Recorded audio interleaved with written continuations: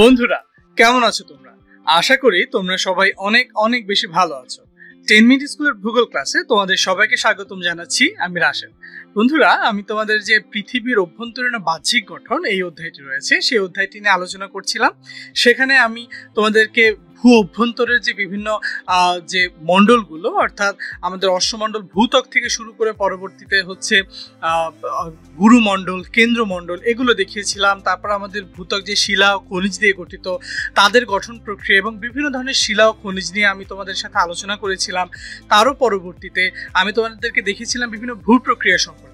তো আমরা দেখেছিলাম যে ভূ প্রক্রিয়ার একটি হচ্ছে আকস্মিক পরিবর্তন, যে আকস্মিক পরিবর্তন সম্পর্কে তোমাদের সাথে আগে আলোচনা করেছিলাম, এবং আরেকটি বলেছিলাম যে ধীর পরিবর্তনের মাধ্যমে কিন্তু ভূ প্রক্রিয়াটি হয়ে থাকে, অর্থাৎ আমাদের ভূপৃষ্ঠের পরিবর্তনটি হয়ে থাকে। তো আজকে আমরা যে টপিকটি নিয়ে আলোচনা করব সেটি হচ্ছে ভূপৃষ্ঠের ধীর পরিবর্তনের কারণ ও ফলাফল। বন্ধুরা, আমরা আজকে পুরো ভিডিও জুড়ে ভূপৃষ্ঠের ধীর পরিবর্তনগুলো কিভাবে হয়ে থাকে, কি কারণে হয়ে থাকে সেগুলো আমরা দেখব, এবং পরবর্তীতে আমরা সেই ভূপৃষ্ঠের ধীর পরিবর্তনের ফলাফলগুলো আসলে কি কি, অর্থাৎ আমাদের ভূপৃষ্ঠকে কিভাবে পরিবর্তিত করছে সেগুলো সম্পর্কে আমরা জানার চেষ্টা করব।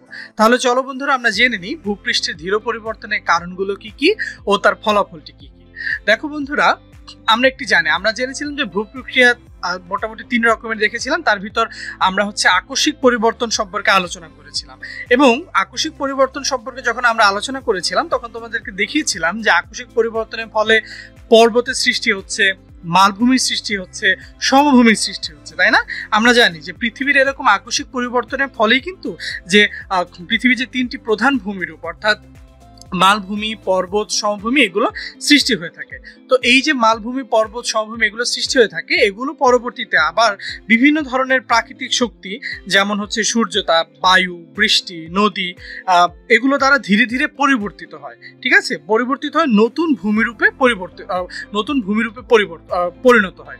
এই যে আমাদের প্রধান 3টি ভূমিরূপ যেগুলো আকস্মিক পরিবর্তনের ফলে সৃষ্টি হয়েছে, ভূ প্রক্রিয়ার ফলে সৃষ্টি হয়েছে, সেগুলো পরবর্তীতে বিভিন্ন ধরনের শক্তি, যেগুলো সম্পর্কে একটু আগে নামগুলো বললাম, সেগুলোর ফলে যখন ধীরে ধীরে পরিবর্তিত নতুন ভূমিরূপে পরিণত হয়, তখন সেই ধরনের পরিবর্তনকে আমরা ধীর পরিবর্তন হিসেবে অভিহিত করে থাকি। তো দেখো, আমরা এই যে ধীর পরিবর্তনের যে শক্তিগুলো, যে ফ্যাক্টরগুলো কাজ করে বা শক্তিগুলো কাজ করে, সেগুলো হচ্ছে বলেছিলাম সূর্যতাপ, বায়ু, নদী, এগুলো খুব ধীরে ধীরে ভূত্বকের ক্ষয় সাধন করে থাকে, এবং পরবর্তীতে ভূত্বকের উপরিস্তরে যে শিলাগুলো থাকে সেই শিলাগুলোকে চূর্ণ বিচূর্ণ করে, এবং চূর্ণ বিচূর্ণ করে এগুলো আবার অপসারিত হয়। দেখো, চূর্ণ বিচূর্ণ, এখানে ধরো শিলা থাকে, সেই শিলাগুলো চূর্ণ বিচূর্ণ করে অপসারিত হয়ে সেগুলো আবার এক স্থানে এসে জমা হয়। এভাবে আমরা নতুন নতুন ধরনের ভূমিরূপ সৃষ্টি হতে দেখি। তো আমরা যে ধীর পরিবর্তনের যে মোটামুটি যে প্রক্রিয়াগুলো, সেই ধীর পরিবর্তন প্রক্রিয়াগুলোকে মোটামুটি 4টি ভাগে ভাগ করতে পারি। সে ভাগগুলো কি কি দেখো, একটি হচ্ছে বিচূর্ণী ভবন ও ক্ষয়ী ভবন, ঠিক আছে, আরেকটি হচ্ছে অপসারণ, একটি হচ্ছে নগ্নী ভবন, আরেকটি হচ্ছে অবক্ষেপণ। আমরা এই পুরো ভিডিও জুড়ে বিচূর্ণী ভবন ও ক্ষয়ী ভবন কি, অপসারণ কি, নগ্নী ভবন কি, অবক্ষেপণ কি, এবং এগুলো কিভাবে হয়ে থাকে, এই যে শক্তিগুলো বলেছি, বায়ুর, তারপর নদী, এগুলোর মাধ্যমে কিভাবে, হিমবাহ, এগুলোর মাধ্যমে কিভাবে আসলে এই প্রক্রিয়াগুলো সম্পন্ন হয়ে থাকে, সেগুলো আজকে পুরো ভিডিও জুড়ে আমরা আলোচনা করব। তো দেখো বন্ধুরা, আমরা এক এক করে আলোচনা চলে যাই কিভাবে আসলে এই প্রক্রিয়াগুলো সম্পন্ন হয়ে থাকে। প্রথমে আমরা যদি দেখি হচ্ছে যে পরিবর্তনগুলো কিভাবে হয়, সেগুলো তো আমরা জেনেছি যে আমাদের যে ক্ষয়ী ভবনের প্রক্রিয়া, সেগুলো কি বায়ু, বৃষ্টিপাত, নদী, হিমবাহ, এগুলোর মাধ্যমে আমাদের ক্ষয়ী ভবনের প্রক্রিয়া হয়ে থাকে, তাই না? তো এই যে ক্ষয়ী ভবন, বিচূর্ণী ভবন, এগুলোর মাধ্যমে হয়ে থাকে। শুধুমাত্র ক্ষয়ী ভবন না, বিচূর্ণী ভবনও কিন্তু এইসব প্রক্রিয়ার মাধ্যমে হয়ে থাকে। তো প্রথমত বায়ু কি কাজ করে আসলে? বায়ু যে কাজগুলো করে, বায়ুতে থাকা অক্সিজেন, কার্বন ডাইঅক্সাইড, জলীয় বাষ্প, এগুলো বিভিন্ন ধরনের রাসায়নিক বিক্রিয়া কি করে দেখো, বিচ্ছেদ এবং ক্ষয় সাধন করে। কি করে বলো? বিচ্ছেদ এবং ক্ষয় সাধন করে। তার আগে তোমাদেরকে আসলে আমি আগের ভিডিওটিতে একটু আবার যেতে চাই। আমি তোমাদেরকে হচ্ছে আগের স্লাইডটিতে, দুঃখিত, আমি তোমাদেরকে আগে হচ্ছে বিচূর্ণী ভবন এগুলো একটু বলে দিই। বায়ুর কাজ এগুলো বলার আগে বিচূর্ণী ভবন, অপসারণ, নগ্নী ভবন, অবক্ষেপণ, এগুলো সম্পর্কে একটু তোমাদেরকে একটা ধারণা দিই। ধরো বিচূর্ণী ভবন ছবির মাধ্যমে তোমাদেরকে বলবো যে একটা শিলা, এগুলো ধরো বিভিন্ন বায়ু হোক, সূর্যতাপ হোক, বৃষ্টিপাত হোক, নদী হোক, এগুলোর মাধ্যমে ক্ষয়প্রাপ্ত হয়। ক্ষয়প্রাপ্ত হয়ে সেই শিলাটি যখন চূর্ণ বিচূর্ণ হচ্ছে, ক্ষয় সাধন হয়ে শিলাটি যখন স্থানান্তরিত হয় না, যদি স্থানান্তরিত হয় না, অর্থাৎ ক্ষয়িত হয়ে এই শিলাটি এরকম ছোট ছোট কণায় পরিণত হলো, কিন্তু পরিণত হয়ে সেটি সেই জায়গাটিতেই থাকলো, তখন যদি স্থানান্তরিত না হয় তখন সেটিকে আমরা বলছি বিচূর্ণী ভবন। আর যখন সেটি স্থানান্তরিত হবে, অর্থাৎ এক জায়গা থেকে আরেক জায়গায় গিয়ে চলে যাবে, তখন সেটিকে আমরা বলছি কি বলতো, ক্ষয়ী ভবন। অর্থাৎ যখন শিলাগুলো চূর্ণ বিচূর্ণ হয়ে একই জায়গায় থাকবে, অর্থাৎ স্থানান্তরিত হবে না, তখন সেটিকে আমরা বলছি বিচূর্ণী ভবন। আর যখন সেটি স্থানান্তর ঘটবে তখন সেটিকে আমরা কি বলি বলতো, ক্ষয়ী ভবন। এখন আসো অপসারণ। অপসারণ কি? আমরা নদীর স্রোত, হিমবাহ, বায়ু প্রবাহ ইত্যাদি দ্বারা এই চূর্ণগুলোকে এক স্থান থেকে আরেক স্থানে অপসারণ হতে দেখি, এক স্থান থেকে আরেক স্থানে স্থানান্তরিত হতে দেখি। এই যে স্থানান্তরের প্রক্রিয়া, এটিকে আমরা বলছি কি অপসারণ। নগ্নি ভবন। নগ্নি ভবনটি আসলে কি? বিচূর্ণী ভবনের সময় দেখো শিলা কি হয়, চূর্ণ বিচূর্ণ হয় এবং চূর্ণ বিচূর্ণ হয় এবং ক্ষয়ী ভবন দ্বারা ওই শিলা অপসারিত হলে নিচের যে অবিকৃত শিলাগুলো সেগুলো নগ্ন হয়ে পড়ে। কিভাবে দেখো, আমি তোমাদেরকে একটু দেখাই। ধরো অন্য আগে হচ্ছে একটা শিলা আঁকি, হ্যাঁ, এই যে ধরো একটা শিলা, পরবর্তীতে এই শিলার মধ্যকার একটা স্তর আমি যদি আঁকি, ধরো মাঝে যে একটা স্তর আছে সেই স্তরটা আছে। এখন আমি যদি ধরো বলি যে আমাদের যে বিভিন্ন ধরনের বায়ুর কাজগুলো আছে, তারপর ধরো অন্যান্য যে বিভিন্ন ধরনের ফ্যাক্টরগুলো, সূর্যতাপ, তারপর হচ্ছে নদীর মাধ্যমে হোক বা হিমবাহের মাধ্যমে হোক, দেখো একটা শিলা ক্ষয়প্রাপ্ত হলো, ক্ষয়প্রাপ্ত হয়ে সে বাইরের যে অংশগুলো, সে অংশগুলো চূর্ণ বিচূর্ণ হয়ে যায়। সে বাইরের অংশগুলো যখন চূর্ণ বিচূর্ণ হয়ে যায় তখন কি করে, তখন তার মধ্যকার যে অংশটি, যে শিলার মধ্যকার যে আরেকটা স্তর, সেটি বেরিয়ে আসে। এটিকে আমরা নগ্নি ভবন হিসেবে অভিহিত করছি, নগ্নি ভবন, যেটাকে ইংরেজিতে আমরা বলি ডেনুডেশন। নগ্নি ভবন নামটা শুনলে বুঝতে পারছো, অর্থাৎ ভিতরের অংশটুকু যখন বের হয়ে আসছে, শিলার বাইরের পার্টটুকু যখন ক্ষয়প্রাপ্ত হয়ে ভিতরের অংশটুকু বের হয়ে আসে, তখন সেটিকে আমরা নগ্নি ভবন হিসাবে অভিহিত করে থাকি। পরবর্তীতে দেখো অবক্ষেপণ। অবক্ষেপণটি আসলে কি? অবক্ষেপণের ইংরেজি নাম হচ্ছে, আচ্ছা ইংরেজি নামগুলো একটু আমি বলে দিই আগে, যে বিচূর্ণী ভবনের ইংরেজি নাম হচ্ছে ওয়েদারিং, ক্ষয়ী ভবনের ইংরেজি নাম হচ্ছে ইরোশন, অপসারণের ইংরেজি নাম হচ্ছে ট্রান্সপোর্টেশন, নগ্নি ভবনের ইংরেজি নাম হচ্ছে ডেনুডেশন, আর অবক্ষেপণের ইংরেজি নাম হচ্ছে ডেপোজিশন। তো ডেপোজিশন কি? জমা হওয়া, সিম্পলি জমা হওয়া। তো তুমি দেখো যে বিভিন্ন ধরো একটা নদী উৎসমুখ থেকে যখন আসে, সেই নদীটি যখন আসে, পানির সাথে সাথে কিন্তু সে পলিও বহন করে নিয়ে আসে। সেই পলিগুলো সে নদীর দুপাশে, আবার সে একেবারে গিয়ে যখন মোহনাও তৈরি করে, সেই মোহনাতে কি দেখো বেশিরভাগ পলিগুলোই কিন্তু জমা হচ্ছে। এই যে ক্ষয়িত শিলা কণাগুলো বা ভূপৃষ্ঠের কণাগুলো পরবর্তীতে অপসারিত হয়ে, ক্ষয়ী ভবন এবং বিচূর্ণী ভবনের পরবর্তীতে অপসারিত হয়ে সেগুলো কি করে দেখো, যে যখন জমা হচ্ছে একটা জায়গায় গিয়ে, তখন সেটিকে আমরা কি বলছি বলতো, তখন সেটিকে আমরা বলছি। দেখো বন্ধুরা, আমরা এই যে অবক্ষেপণের কথা বলছি, যে অবক্ষেপণ কিভাবে হলো, অবক্ষেপণ মানে সিম্পলি জমা হওয়া। তাহলে চারটি প্রক্রিয়া সম্পর্কে তো তোমাদেরকে আলোচনা করা হলো, তাই না? তাহলে এখন আমরা দেখবো কিভাবে বৃষ্টিপাত, নদী, হিমাবহ, বায়ু এগুলোর সাহায্যে এই প্রক্রিয়াগুলো, এই ধীর পরিবর্তন প্রক্রিয়াগুলো সংঘটিত হয়ে থাকে। তো চলো বন্ধুরা আমরা দেখে আসি। আমরা সেই আগের স্লাইডটিতে আবার আসলাম। আমরা যখন বলেছি যে বিভিন্ন ধরনের প্রক্রিয়া, যেমন বায়ু, বৃষ্টিপাত, নদী এগুলোর মাধ্যমে, হিমবাহ এগুলোর মাধ্যমে ধীর পরিবর্তনগুলো সংঘটিত হয়ে থাকে, তাই না? তো দেখো বায়ুর কাজ, তো বায়ুতে আমরা অক্সিজেন দেখি, কার্বন ডাই অক্সাইড দেখি, জলীয় বাষ্প দেখি ইত্যাদি রাসায়নিক প্রক্রিয়া কি হয়, শিলার বিচ্ছেদ হয়। দেখো এখানে বায়ুর মাধ্যমে শিলা, এখানে তোমরা একটা শিলার হচ্ছে যে চূর্ণ বিচূর্ণ হওয়ার প্রক্রিয়া, সেটি তোমরা দেখতে পাচ্ছ। এখানে নগ্নি ভবনের একটা প্রক্রিয়া তোমরা দেখতে পাচ্ছ, ঠিক আছে? যে দেখো উপরের শিলাগুলো কি হচ্ছে, ক্ষয়িত হয়ে যাচ্ছে, ক্ষয়িত হয়ে ভিতরে শিলা যে স্তরটি সেটি বের হয়ে আসছে। এটিকে এভাবে কিন্তু বায়ুর কাজ, এবং বাইরের সব অক্সিজেন, কার্বন ডাই অক্সাইড, জলীয় বাষ্পের সাথে শিলার রাসায়নিক ক্রিয়া বিক্রিয়া সাধিত হয়, এবং রাসায়নিক ক্রিয়া বিক্রিয়া সাধিত হয়ে পরবর্তীতে ক্ষয় সাধন করে। ধরো এখানে যে ভূমিরূপটা আমরা দেখতে পাচ্ছি, হয়তোবা সেই ভূমিরূপটি আস্তে আস্তে ক্ষয়িত হচ্ছে এই বায়ু প্রবাহের ফলে, বায়ুর কাজের ফলে, ঠিক আছে? বায়ুর কাজের ফলে এভাবে কিন্তু আমরা ক্ষয়সাধন দেখতে পারি। এবং এই ধরনের ক্ষয়সাধন, আমরা বায়ুর কাজে ক্ষয়সাধন আমরা বেশিরভাগই কোথায় দেখি বলতো, মরুভূমিতে দেখি। আমরা জানি মরু এলাকা একদম কি হয়, শুষ্ক হয়, বায়ু বৃষ্টিহীন হয় এবং গাছপালা শূন্য হয় প্রায়, তাই না? তো মরু এলাকায় গাছপালা কম থাকার কারণে মৃত্তিকা কিন্তু খুব সুদৃঢ় হয় না। যেখানে গাছপালা কম থাকে, গাছপালা কিন্তু কি করে, আমাদের মৃত্তিকাকে সুদৃঢ় রাখে। গাছপালার যে শিকড়গুলো আছে, সেই শিকড়গুলো কি করে, আমাদের মৃত্তিকাকে সুদৃঢ় রাখে। কিন্তু এই যে যেহেতু মরুভূমিতে গাছপালার পরিমাণ কম, তাই কি করে সে, যে আমাদের মাটিগুলো কিন্তু লুজ হয়, অর্থাৎ মাটিগুলো সুদৃঢ় হয় না।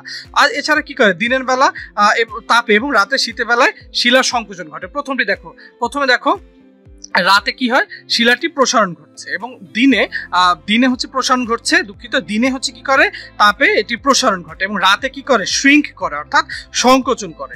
এভাবে দেখো সংকোচন এবং প্রসারণের ফলে এটা যে শিলার যে গঠন, সেই গঠনটি উপরের যে গঠনগুলো, বিভিন্ন ধরনের শিলা যে অণুগুলো দিয়ে গঠিত, সেগুলো শিথিল হয়ে যায়, লুজ হয়ে যায়। লুজ হয়ে গেলে শিলার বাইরের অংশটুকু ক্ষয়িত হয়ে যায় এবং তখন কি করে, তখন হচ্ছে বায়ুপ্রবাহ আঘাত হানে। বায়ুপ্রবাহ যখন আঘাত হানে তখন শিলার এই যে লুজ অংশগুলো, যে শিথিল অংশগুলো, সেগুলো ক্ষয়ে পড়ে এবং ভিতরের অংশটুকু কি করে বলতো, বের হয়ে আসে। এভাবে কিন্তু শিলা সহজেই বাহিত হয়ে ধীর পরিবর্তনের মাধ্যমে কি করে, ক্ষয় সাধন করে থাকে। আমরা তাহলে বায়ুর যে কাজ, সেই বায়ুর কাজটি কিন্তু আমরা দেখে নিলাম। এখন দেখো বন্ধুরা, আমরা দেখবো হচ্ছে আরো দুটো কাজ, একটা হচ্ছে বৃষ্টির কাজ আর একটা হচ্ছে হিমাবহের কাজ। দেখো বৃষ্টির কাজ, বৃষ্টির পানি ভূপৃষ্ঠের উপর দিয়ে প্রবাহিত হওয়ার সময় ভূপৃষ্ঠকে কি করে বলতো, ব্যাপকভাবে ক্ষয় করে। ঠিক আছে, প্রবাহিত হওয়ার সময় পানি শিলাকে আংশিকভাবে ক্ষয় করে, আংশিকভাবে আলগা করে এবং কি করে, দেখো ক্ষয়প্রাপ্ত শিলাকে প্রসারিত করে। ঠিক আছে, প্রসারিত করে এবং বৃষ্টিবহুল অঞ্চলে কর্ষিত জমির মাটি বৃষ্টির পানি দ্বারা অধিক অপসারিত হয়। দেখো বৃষ্টির যে অঞ্চলগুলোর মাটি অধিকতর হচ্ছেই হয়, অর্থাৎ কর্ষিত, অর্থাৎ তুমি চাষ করছো যে মাটিগুলোতে, সেগুলো কিন্তু বেশি পরিমাণ ক্ষয়প্রাপ্ত হবে। আবার পর্বতের মধ্য দিয়ে কর্দম স্তরের উপর অনেক শিলা কি করে, হেলানো অবস্থা থাকে। পর্বত যখন থাকে সেখানে অনেক শিলাস্তর এরকম হেলানো অবস্থা থাকে, তখন কি করে, এখানে বৃষ্টি পড়ে। আমি অন্য রং দিয়ে তোমাদেরকে একটু দেখাই, দাঁড়াও, অন্য রং দিয়ে যদি দেখাতে চাই, হ্যাঁ দেখো এটার উপরে যে বৃষ্টি পড়ে, বৃষ্টি কি করে, দেখো এই যে হেলানো শিলাস্তর থাকে সেটাকে ক্ষয়িত করে পরবর্তীতে এই যে শিলাস্তরটি সেটি নিচে চলে আসে। তো এভাবে কিন্তু পর্বতে ফাটল দিয়ে বৃষ্টি পানি প্রবেশ করে কাদার স্তরকে আলগা করে ফেলে এবং গলিয়ে ফেলে। এতে বড় শিলাস্তর সেগুলো কি করে, কাদার উপর থাকতে না পেরে নিচে ধসে পড়ে। এভাবে একে কিন্তু আমরা ভূমিধস বলি। আমাদের যে পার্বত্য চট্টগ্রামে কিন্তু আমরা এই ধরনের ভূমিধস দেখতে পাই এবং ভূমিধসগুলো কিন্তু আমরা পার্বত্য এলাকাগুলোতেই দেখতে পাই। তো দেখো এই পরিবর্তন প্রক্রিয়াটি কিন্তু ধীরে ধীরে সংঘটিত হয়, মানে বৃষ্টি হলো আর এই যে আলগাভাবে অবস্থিত যে শিলাস্তর, সেই শিলাস্তরটি ক্ষয়ে পড়লো সেটি কিন্তু না, এটি অনেক দিন ধরে আস্তে আস্তে সংঘটিত, একটু একটু করে এই যে কাদার স্তরের সাথে লেগে আছে সেগুলো ক্ষয়প্রাপ্ত হয় এবং পরবর্তীতে এই শিলাস্তরটি ক্ষয়িত হয়ে যায়, শিলাস্তরটি আলগা হয়ে ধসে পড়ে। এটি কিন্তু অনেক আস্তে আস্তে ঘটে। তাহলে বৃষ্টির কাজটি কিভাবে ঘটে সেগুলো আমরা দেখলাম। পরবর্তীতে হিমাবহের কাজ, হিমাবহের দ্বারাও কিন্তু ভূপৃষ্ঠের কোনো কোনো অঞ্চল ব্যাপকভাবে ক্ষয় হতে থাকে। তো হিমাবহ যখন দেখো, এই যে হিমাবহগুলো যখন নেমে আসছে, তখন নিচে নামার সাথে সাথে প্রস্তর খণ্ড, বড় বড় পাথর খণ্ড কি করে, এই হিমাবহের সাথে সাথে নেমে আসে এবং অনেক দূরে গিয়ে পতিত হয়। ধরো এখানে একটা পাথর খণ্ড ছিল, সেটা এই হিমাবহের প্রভাবে এখানে এসে পতিত হচ্ছে। এভাবে কিন্তু হিমাবহ কি করে, ক্ষয়প্রাপ্ত করে থাকে। তো পর্বত গাত্রের মধ্যে যদি ছিদ্র থাকে আবারও, তো সেখানে দেখো যে পানি প্রবেশ করে বরফে পরিণত হয় এবং যখন এরকম বরফে পরিণত হয় তখন কি করে, প্রস্তরখণ্ডগুলোকে আলগা করে দেয় এবং হিমাবহের চাপে এটি পর্বত গাত্র থেকে খুব সহজে পৃথক হয়ে যায়। এই হিমাবহ অনেক দিন ধরে ধীরে ধীরে হয়, এগুলো কিন্তু অনেক আস্তে আস্তে হয়। ধরো এই জায়গাটিতে হিমাবহের বরফ প্রবেশ করে আলগা করে দিল, এটি খুব দ্রুত হয়ে গেল, ব্যাপারটা তা না, ব্যাপারটা অনেক আস্তে আস্তে সংঘটিত। এখানে তোমরা দেখো বৃষ্টির পানির ফলে বা পানির ফলে কিভাবে ক্ষয়ে গেছে এই ভূমিটি, সেটি তুমি দেখতে পাচ্ছ তোমরা, তাই না? তাহলে এভাবে কিন্তু আমরা ধীর পরিবর্তনগুলো হয়ে থাকে এবং মনে রাখবে এই ধীর পরিবর্তনগুলো সবগুলোই কিন্তু অনেক আস্তে আস্তে সংঘটিত হয়ে থাকে। এরপর নদীর মাধ্যমে আমাদের কি হয়ে থাকে, আমাদের যে ক্ষয় কাজ, এই ধীর পরিবর্তন, সেই ধীর পরিবর্তন হয়ে থাকে। তো দেখো আমরা জানি যেসব প্রাকৃতিক শক্তি ভূপৃষ্ঠে নিয়মিত ধীর পরিবর্তন করছে তার ভিতর নদী হচ্ছে কি অন্যতম। নদী পর্বতের মধ্যে দিয়ে প্রবাহিত হয়ে পরবর্তীতে কি করে, স্রোতের আঘাতে বাহিত হয়ে নুড়ি, কর্দম, তারপর হচ্ছে প্রভৃতি কারণে ঘর্ষণ নদী গর্ভ ক্ষয় করে। অর্থাৎ নদী কি করে, নদী ধরো এই পথ দিয়ে যাচ্ছে, আমি অন্য রং দিয়ে দেখাই তাহলে তোমাদের বুঝতে একটু সুবিধা হবে। এখন দেখো আমি তোমাদেরকে লাল রং দিয়ে দেখাচ্ছি।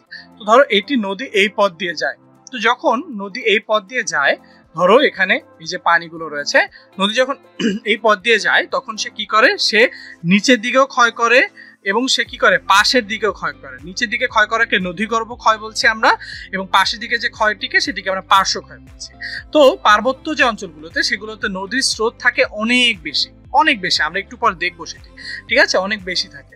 তো সেখানে কি করে, কোনো রকম নদী কিন্তু একই সাথে সঞ্চয় করে এবং ক্ষয় করে। নদী দেখে একেবারে শেষে গিয়ে মোহনায় গিয়ে সঞ্চয় করছে, ঠিক আছে, এর পাশে ভূমিগুলোতে সঞ্চয় করছে, প্লাবন ভূমি যেভাবে গঠিত হচ্ছে সে সঞ্চয় করে আবার ক্ষয় করছে। তো সে যখন নদী এই পথগুলোতে বেয়ে আসছে সে তখন ক্ষয় করছে, একই সাথে সাথে কি করছে বলো তো, একটা সময় গিয়ে সে আবার সঞ্চয় করছে, ঠিক আছে। আবার আমরা মোহনাতে গিয়ে সঞ্চয় দেখতে পাই, বেশিরভাগ সঞ্চয় দেখতে পাই। তো এই সঞ্চয়গুলো সাধারণত আমরা পার্বত্য অঞ্চলে বা নদী যখন যে অঞ্চলটিতে হচ্ছে উৎস, সে উৎসে আমরা দেখতে পাই না, কারণ এই অঞ্চলে নদীর বেগ অনেক বেশি থাকে, স্রোত অনেক বেশি থাকে, তার জন্য এখানে শুধুমাত্র ক্ষয়কার্যই হয়। যখন নদী সমতলে আসে তখনই মূলত আমরা সঞ্চয় দেখতে পাই, ঠিক আছে। তখন নদী ক্ষয় করে সঞ্চয় করে, তবে সঞ্চয়টি কিন্তু এখানে অনেক বেশি প্রমিনেন্ট বা অনেক বেশি প্রধান। তো দেখো এভাবে কিন্তু নদী তার হচ্ছে ক্ষয় কার্যটি করে থাকে। তো দেখো নদীর যখন তার চলার পথে যেখানে নরম শিলা পাবে নদী ঠিক সেই দিক থেকে ক্ষয় করবে। দেখো নদী যখন এই দিক থেকে আসলো, নদী তো একেবারে সোজাসুজি আসে না, আসে ধরো নদী একটা পর্বতগাত্র থেকে তৈরি হয়ে একেবারে সোজাসুজি আসে না, বরঞ্চ নদী একটু বাঁকা হয়ে আসে। কেন আসে? যেখানে সে নরম শিলা পায় সেই জায়গাটিতে সে আঘাত করে, সেই জায়গাটিতে সে যাওয়া শুরু করে। ধরো এখানটিতে নরম শিলা পেয়েছে, সেখান দিয়ে সে যাওয়া শুরু করেছে, অর্থাৎ নরম শিলা যেদিকেই সে পায় সেখান দিয়ে সে ক্ষয় করে সে আসতে শুরু করে। তো পরবর্তীতে ক্ষয়কৃত যে নরম শিলাগুলো আছে সেগুলো অবক্ষেপণের মাধ্যমে বিভিন্ন ভূমিরূপ গঠন করে। তো এই যে নদীর দ্বারা যে ধীরে ধীরে পরিবর্তনটি হয়ে থাকে, যেমন নদীর দ্বারা প্লাবন সমভূমি গঠিত হয়, যেটাকে ইংরেজিতে আমরা ফ্ল্যাট প্লেন বলে থাকি, আমরা সেটি দেখবো পরবর্তী ভিডিওতে, এই ভিডিওতে আমরা দেখবো না। তো দেখো এটিকে আমরা এভাবে নদী কি করছে, নদীর যে ধীরে ধীরে ভূমিরূপে পরিবর্তন করছে, এটি কিন্তু অনেক ধীরে ধীরে হয়ে থাকে, ঠিক আছে। তো এই যে ধীরে ধীরে ভূমিরূপ পরিবর্তন করছে সেটিকে আমরা ধীর পরিবর্তন, নদীর দ্বারা ধীর পরিবর্তন হিসেবে অভিহিত করে থাকি। এখন দেখো বন্ধুরা, আমরা নদী নিয়ে এত যেহেতু কথা বলছি, আমরা নদীর গতিপথটা একটু দেখি। নদী দেখো একটা উৎসে তৈরি হয়, সেই উৎসে আমি অন্য রং দিয়ে দেখি, এখানে নীল রং দিয়ে দেখালে একটু অস্পষ্ট দেখাবে। তো দেখো নদী একটা উৎসে এটি উৎপন্ন হয়, সেই উৎসে উৎপন্ন হয়ে পরবর্তীতে নদী সেখান দিয়ে যেতে যেতে যেতে যেতে দেখো নদী পরবর্তীতে কি করে, এই যে নদীর গতিপথ, পুরো গতিপথটা আমরা দেখতে পাচ্ছি, তাই না। নদী দেখো আঁকা বাঁকা পথে গিয়ে পরবর্তীতে একটা সমুদ্রের সাথে মিশে যাচ্ছে, যেটাকে আমরা নদীর মোহনা বলছি, ইংরেজিতে যেটাকে আমরা রিভার মাউথ বলে থাকি। এবং এই মোহনায় গিয়ে সে কিন্তু বদ্বীপ গঠন করে, যেটাকে আমরা ডেল্টা বলছি। এবং নদী দুই পাশে সমভূমিতে যখন আসে সে তখন প্লাবন ভূমি গঠন করে। প্লাবন ভূমি কিভাবে গঠন করে আমি যদি একটু তোমাদেরকে দেখাই, তাহলে দেখবে ধরো এটি নদীর যে উপত্যকা, নদীর যে গর্ভ, সেখানে তো পানি থাকে, শুধু যে পানি থাকে তা না, নদীগুলো তো বিভিন্ন ধরনের যে শিলাখণ্ড, শিলার যে পলি, সেই পলি বহন করে নিয়ে আসে। তো বর্ষাকালে যখন পানি উপচে যায় দুপাশে, তখন সে কি করে, নদীর এই দুই পার ঘেরে পানি উপচে আসে, যখন উপচে আসে তখন সে পানির সাথে সাথে পলিগুলো বহন করে। এবং যখন সে পলি বহন করে সে তখন কি করে, এই পলিগুলো জমা হয় দুই পাশে, এবং দুই পাশে জমা হয়ে তখন কি করে, এক ধরনের ভূমি তৈরি করে, যেটাকে আমরা প্লাবন সমভূমি হিসেবে বা প্লাবন ভূমি হিসেবে অভিহিত করছি, ইংরেজিতে যেটাকে আমরা ফ্ল্যাট প্লেন হিসেবে অভিহিত করে থাকি। আবার নদী অক্সবো লেকেও তৈরি হয় নদী চলার পথে, ঠিক আছে, অশ্বক্ষুরাকৃতি হ্রদ এইখানে দেখতে পাচ্ছ, এই যে অক্সবো লেক, অশ্বক্ষুরাকৃতি হ্রদ, ঠিক আছে। তো এরকম ধরনের আমরা বিভিন্ন ধরনের নদীর গতিপথে দেখতে পাই, এবং নদীর আমরা তিন ধরনের গতি দেখি, সেগুলো সম্পর্কে এখনই বলবো না, সেটি সম্পর্কে একটু পরে ব্যাখ্যা করছি। তাহলে তুমি তো দেখলে যে কিভাবে আসলে নদীর ফ্ল্যাট প্লেনটি গঠিত হয়, তাই না। তো এটি সম্পর্কে আরো বিস্তারিত ব্যাখ্যা পরবর্তী ভিডিওতে দেবো, এখন আমি দিচ্ছি না। তো আমি যদি নদী কি, নদীর গতিপথ দেখলাম, সবকিছু দেখলাম, নদী আসলে কি আমাকে যদি জিজ্ঞেস করে যে বলো তো, তোমাকে যদি কেউ জিজ্ঞেস করে যে নদী আসলে কি, নদী কি, এই প্রশ্নের এই সংজ্ঞাটির উত্তর কি তোমরা দিতে পারবে? তোমরা মনে রাখবে, নদী কোনো একটা উঁচু পর্বত, মালভূমি বা উঁচু কোনো স্থান থেকে উৎপত্তি হয়। নদী উৎপত্তি হতে হলে অবশ্যই কোনো একটা উঁচু স্থান লাগবে, একটা হাই ল্যান্ড লাগবে, যেখান থেকে নদী উৎপত্তি হবে, ঠিক আছে। তো নদী কোনো একটা উঁচু পর্বত, মালভূমি বা উঁচু স্থান থেকে উৎপত্তি হয়ে বৃষ্টি প্রশোভন বা হিমাবহ বা বরফ গলা, বৃষ্টি পাহাড়ের উপর পড়ে সেই পানি থেকে, অথবা প্রশোভন হিমাবহ বা বরফ গলে পানি ক্ষুদ্র ক্ষুদ্র স্রোতধারা একের সাথে মিলিত হয়ে তখন মাধ্যাকর্ষণ শক্তির প্রভাবে, যেহেতু আমরা জানি উপর থেকে কোনো একটা বস্তু নিচের দিকে পতিত হয়, তখন কি করে, এই পানিগুলো নিচের দিকে চলে আসে, এবং যখন চলে আসে নির্দিষ্ট খাতে যখন প্রবাহিত হয়ে সমভূমি বা নিম্নভূমির উপর দিয়ে, দেখো সমভূমি বা নিম্নভূমি, আমি একটু অন্য রং দেই, হ্যাঁ, সমভূমি বা নিম্নভূমি আস্তে আস্তে উপরের স্থান থেকে হাইল্যান্ড থেকে লোল্যান্ডের দিকে যাচ্ছে, অর্থাৎ উচ্চভূমি থেকে নিম্নভূমির দিকে প্রবাহিত হচ্ছে, হয়ে কোনো একটা বিশাল জলাশয় যেমন হ্রদ বা সমুদ্রের সঙ্গে গিয়ে যখন মিলিত হয় তখন সেটিকে আমরা কি বলছি বলতো? দেখো কোনো একটা এটি সমুদ্রের সাথে গিয়ে মিলিত হয়েছে, তখন তাকে আমরা বলছি কি? তখন তাকে আমরা নদী হিসাবে অভিহিত করছি। তাহলে নদীর সংজ্ঞাটি কি সেগুলো তো আমরা সেটি দেখলাম, তাই না? নদী যেখান থেকে উৎপত্তি হয়, অর্থাৎ এই যে দেখো যেখান থেকে উৎপত্তি হচ্ছে সেটিকে আমরা নদীর উৎস বলছি, আর যদি নদী যেখানে মিলিত হয় সেটিকে আমরা নদীর মোহনা বলে থাকি। এবং দেখো নদীর অধিক বিস্তৃত যখন মোহনা হয়ে থাকে তখন সেটিকে আমরা বলে থাকি খাড়ি, অর্থাৎ নদীর মোহনা যখন অধিক বিস্তৃত হয় তখন সেটিকে আমরা খাড়ি হিসেবে অভিহিত করে থাকি। এখন দেখো বন্ধুরা, আমরা নদীর বিভিন্ন অংশ দেখবো। এখানে দেখো নদীর বিভিন্ন অংশ তোমাদেরকে চিহ্নিত করা আছে, আমরা পাশে আরেকটা চিহ্নের মাধ্যমে খুব স্পষ্টভাবে নদীর বিভিন্ন চিহ্নগুলো দেখবো। প্রথমত নদীর উৎস, নদী যে জায়গাটিতে উৎপন্ন হয় যেটি বলেছি সেটিকে আমরা কি বলে থাকি বলতো? নদীর উৎস বলে থাকি। পরবর্তীতে আমরা আসলে দোয়াব। দোয়াব কি আসলে? দেখো এই একটি নদী এবং এই একটি নদী, তাই না?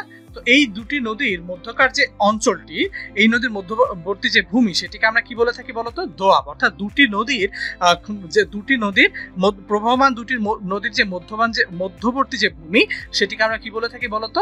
দোয়াব বলে থাকি।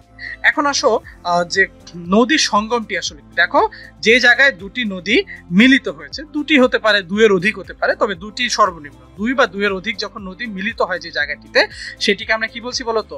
নদী সঙ্গম হিসেবে অভিহিত করছি। ঠিক আছে, পরবর্তীতে আসো উপনদী। উপনদীটি আসলে কি? দেখো এই একটি নদী, এই নদীটি মূল নদীটি দেখো কি করছে? এখান থেকে উৎপত্তি হয়ে এই পথে যাচ্ছে, আর আরেকটি নদী আরেক দিক থেকে উৎপন্ন হয়ে এই মূল নদীর সাথে মিলিত হয়েছে। অর্থাৎ বাইরে থেকে যখন আরেকটি নদী তখন কি করবে? ছোট ছোট কোনো নদী বড় নদীতে এসে পতিত হয়, সেটির সাথে যখন মিলিত হয় তখন সেটিকে আমরা কি বলছি বলতো? উপনদী। তাহলে এই নদীটিকে আমরা কি বলছি? উপনদী বলছি।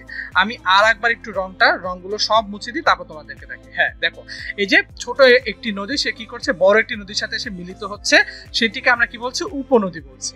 তাহলে আমাদের বাংলাদেশে আমরা উপনদী কোথায় দেখি বলতো? আমাদের বাংলাদেশে আমরা উপনদী দেখি যেমন তিস্তা ও করতোয়া হচ্ছে যমুনা নদীর উপনদী। পরবর্তীতে আমরা দেখি এখানে ছোট ছোট কতগুলো আরো লাইন দেখতে পাচ্ছি, তাই না? এগুলো কতগুলো নদী, অর্থাৎ মূল নদী থেকে যখন কতগুলো নদী বের হয়ে যায়, এখানে দেখো কতগুলো নদী বের হয়ে গেছে, সেগুলোকে আমরা বলবো শাখা নদী। তাহলে উপনদীর দিকটা দেখো, বাইরে থেকে একটা নদী এসে মিলিত হয়েছে মূল নদীর সাথে, আর মূল নদী থেকে যখন কোনো একটা নদীর উৎপত্তি হচ্ছে, শাখা বের হচ্ছে, তখন সেটিকে আমরা বলছি কি? শাখা নদী।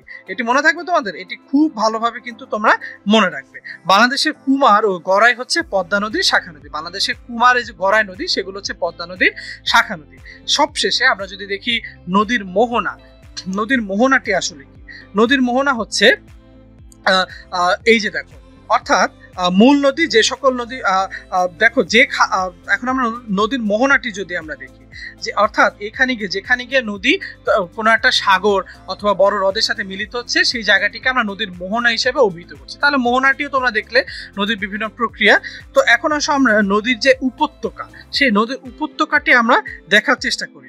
যে খাতের মধ্যে দিয়ে নদী প্রবাহিত হয় সে খাতকে নদী উপত্যকা বলে। অর্থাৎ দেখো এই যে নদীর এই নদীটি দেখো এখান থেকে উৎপত্তি হয়ে, দেখো এখান থেকে যদি বলি এই নদীটি এখান থেকে উৎপত্তি হয়ে এই খাতের মধ্যে দিয়ে দেখো প্রবাহিত হয়েছে, এই পুরো অঞ্চলটিকে আমরা কি বলবো? এই খাতটিকে পুরোটিকে আমরা কি বলবো বলতো? নদী উপত্যকা বা রিভার ভ্যালি। আর নদী গর্ভ, নদী উপত্যকার যে তলদেশ, এই যে তলদেশ, সেই তলদেশটা নদীর উপত্যকাকে যদি আমরা এভাবে আঁকি তাহলে এরকম দেখবো। তো সাধারণত উচ্চতর ভূমিতে আমরা এই ধরনের উপত্যকা দেখবো, একেবারে শেষ পর্যায়ে এই অনেকটা এরকম দেখবো। সেটা পরবর্তীতে আমরা কিরকম দেখবো সেটা এখনই না বলি, ঠিক আছে?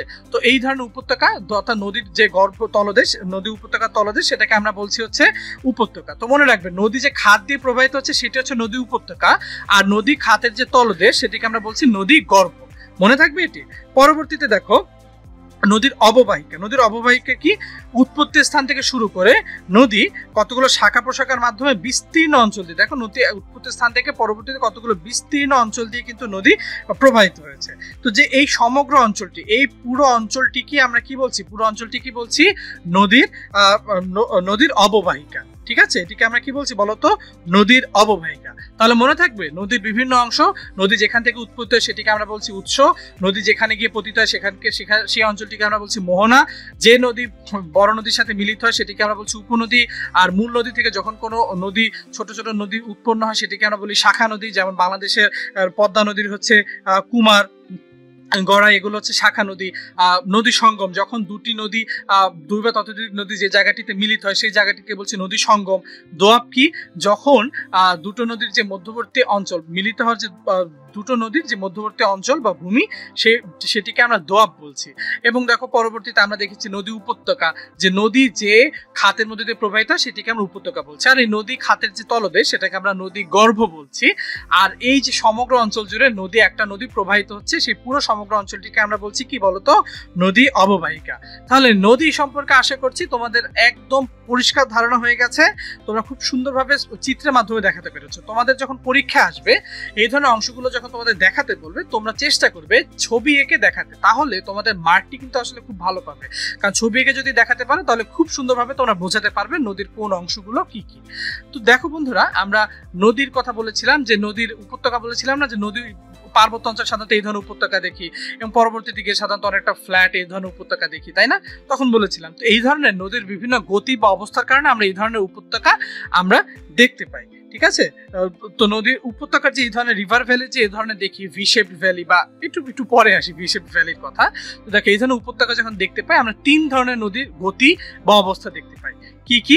একটা হচ্ছে ঊর্ধ্বগতি, মধ্যগতি, নিম্নগতি। অর্থাৎ নদীর এই যে গতিগুলো আছে সেই গতিগুলোকে আমরা তিনটি ভাগে ভাগ করতে পারি। এগুলোকে আমরা নদীর জীবন প্রবাহ বলে থাকি।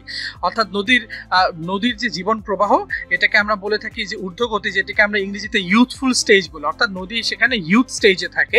পরবর্তীতে আমরা বলে থাকি মধ্যগতি, অর্থাৎ সেখানে ম্যাচুর স্টেজে থাকে। তারপর বলে ওল্ড স্টেজ, অর্থাৎ সেটি কি নিম্ন গতি অবস্থায় থাকে। অর্থাৎ নদীর একটা জীবন প্রবাহ সম্পর্কে কিন্তু আমরা সেটিকে ধারণা দিতে পারি। নদী সম্পর্কিত এই ধরনের যে নদীর জীবন প্রবাহ সম্পর্কে এরকম একটি ধারণা প্রথম দেন উইলিয়াম মরিস ডেভিস।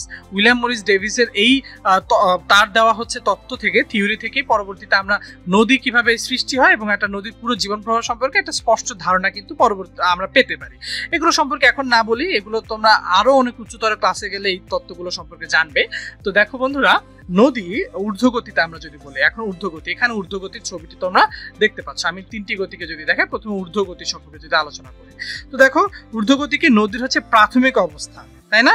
পর্বতে যে স্থান থেকে নদী উৎপত্তি হয় সেখান থেকে সমভূমিতে পৌঁছানো পর্যন্ত, অর্থাৎ পর্বতে যেখান থেকে তৈরি হলো সেখান থেকে সমভূমিতে পৌঁছানো আগ পর্যন্ত যে জায়গা, আমি একটু দেখো এখানে লাল রং দিয়ে চিহ্নিত করা আছে। ঠিক আছে, সমভূমিতে যাওয়ার পর্যন্ত যে জায়গা সেটিকে আমরা কি বলছি বলতো, সেটিকে আমরা বলছি হচ্ছে নদীর ঊর্ধ্বগতি। অর্থাৎ পর্বত উৎপন্ন হয়ে সমভূমিতে যাওয়ার আগ পর্যন্ত, যেখান পর্যন্ত লাল বুঝে রাখবে সেই পর্যন্ত সমভূমিতে আসেনি, এই জন্য লাল দেওয়া আছে। ঠিক আছে, তো এই ভূমিটিকে আমরা তখন বলছি এই যে দেখো একদম এই পর্যন্ত, এটিকে আমরা বলছি হচ্ছে স্টেজ 1 বা ঊর্ধ্বগতি। পরবর্তীতে এই জায়গাটিতে যে অ্যারোটিতে আসলে লালের উপরে দেওয়া, কিন্তু অ্যারোটি আসলে এই হবে হচ্ছে এই যে পরবর্তী যে রং বেগুনি রঙেরটির উপরে। তো পরবর্তীতে দেখো ঊর্ধ্বগতিতে কি করে, অর্থাৎ যখন নদী একটা পর্বত থেকে উৎপন্ন হলো, উৎপত্তি হয়ে সেটি সমভূমিতে আসার আগ পর্যন্ত আমরা যে গতির অবস্থা দেখতে পারি সেটিকে আমরা ঊর্ধ্বগতি হিসাবে অভিহিত করতে পারি। ঠিক আছে, ঊর্ধ্বগতিতে নদীর প্রধান কাজ হচ্ছে ক্ষয় সাধন। নদী যখন একদম ঊর্ধ্বগতিতে থাকে, ধরো একদম পর্বতমালা থেকে উৎপত্তি হলো, তখন উপরের দিকে তখন তার স্রোত অনেক বেশি থাকে, এবং স্রোত অনেক বেশি থাকে বলে তখন সে অনেক বেশি ক্ষয় সাধন করে, এবং সে কি করে, স্থলভাগকে ক্ষয় করে সেটা পরিবহন করে। এই অবস্থা নদীর প্রধান কাজ ক্ষয় করা হলেও নদীর ঢাল কমে গেলে, হঠাৎ পরিমাণে অধিক পাথরের টুকরা হলে নদী তখন বহন করতে না পেরে হালকা সঞ্চয় করে থাকে। অনেক সময় হালকা সঞ্চয় করে থাকে, আমরা সেটি দেখতে পারি। ঠিক আছে, নদীর যদি গতিটি কমে যায়, অর্থাৎ এই সময় আমরা কি দেখি, দেখো এই সময় আমরা ভি আকৃতির একটা উপত্যকা আমরা দেখতে পাই। দেখো নদীর যে উপত্যকা, নদীর যে গিরিখাত, যেটি আমরা নদীর যে খাতটা আমরা বলেছিলাম উপত্যকা, সেটি দেখো আমরা কি ভি আকৃতির একটা উপত্যকা আমরা দেখতে পাই। অর্থাৎ তখন নদীর নিচের দিকে ক্ষয় বেশি করে, পাশের দিকে বেশি ক্ষয় করে না, বরঞ্চ নিচের দিকে বেশি ক্ষয় করে। এরপরে আসলে আমরা মধ্যগতি নিয়ে যদি আমরা আলোচনা করি, মধ্যগতিটি আসলে আমরা কিভাবে দেখি। পার্বত্য অঞ্চল পার হয়ে নদী যখন সমভূমির উপর দিয়ে প্রবাহিত হয় তখন এই প্রবাহকে আমরা কি বলছি, মধ্যগতি। এই দেখো এখানে আমি মধ্যগতিটি চিহ্নিত করেছি। মধ্যগতি দেখো এই জায়গায় তোমরা নদী খাতটি যেমন দেখতে পাচ্ছ, এই এই যে ম্যাচিউর স্টেজে বা মধ্যগতিতে কি সেভাবে নদী খাতটি দেখতে পাচ্ছ? সেভাবে দেখতে পাচ্ছ না। মধ্যগতিতে নদী বিস্তার ঊর্ধ্বগতির অবস্থায় তুলনামূলক বেশি থাকে, কিন্তু গভীরতা ঊর্ধ্বগতির অবস্থায় তুলনামূলক অনেক কমে যায়। অর্থাৎ একদম ঊর্ধ্বগতিতে নদীর গভীরতা বেশি থাকে, বিস্তার অর্থাৎ প্রশস্ততা কম থাকে, কিন্তু যখন সে মধ্যগতিতে আসে তখন তার গভীরতাটি কমে যায়, কিন্তু তার বিস্তারটি কি করতে থাকে বলতো, বাড়তে থাকে, প্রশস্ততা কি করতে থাকে, বাড়তে থাকে। ঠিক আছে, মধ্যবর্তী অবস্থায় নদী তার সঞ্চয় কাজটি শুরু করে। আমরা জানি যে ঊর্ধ্বগতি অবস্থায় নদী ক্ষয় কাজই করতে থাকে প্রধানত, মধ্যগতিতে সে কি করে, সঞ্চয় কাজ শুরু করে। এবং মধ্যগতিতে নদীর দুদিকে নিম্নভূমি পলি দ্বারা ভরাট হয় এবং সমভূমিতে পরিণত। এই যে মধ্যগতিতে নদীর যে দুই পাশ, সেই নদীর দুই পাশ কি করে, পলি দ্বারা ভরাট হয়।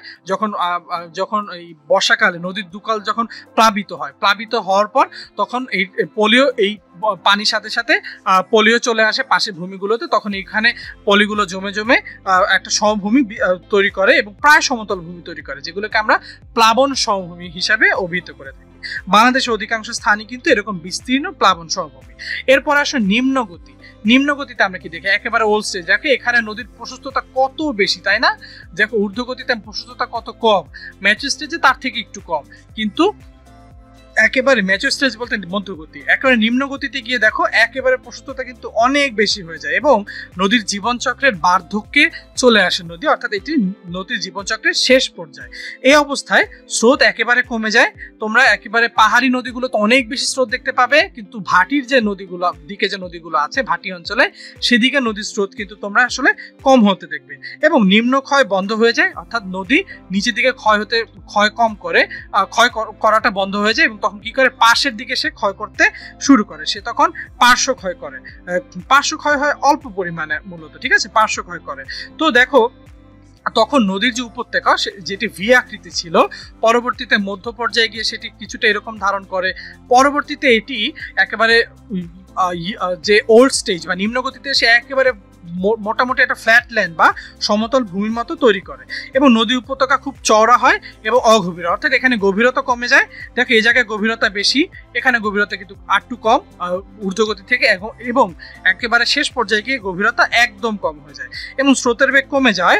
পানিবাহিত বালুকণা, কাদা নদীগর্ভের মোহনায় গিয়ে, এই যে দেখো মোহনায় গিয়ে পরবর্তীতে গিয়ে সঞ্চিত হয়। তাহলে বন্ধুরা আমরা নদীর তিনটি গতি দেখলাম, যে নদীও মানুষের মতো তিনটি স্টেজ রয়েছে, তার ইউ স্টেজ, ও mature stage and old stage. Bangla যেটাকে আমরা বলছি ঊর্ধ্বগতি, মধ্যগতি এবং নিম্নগতি।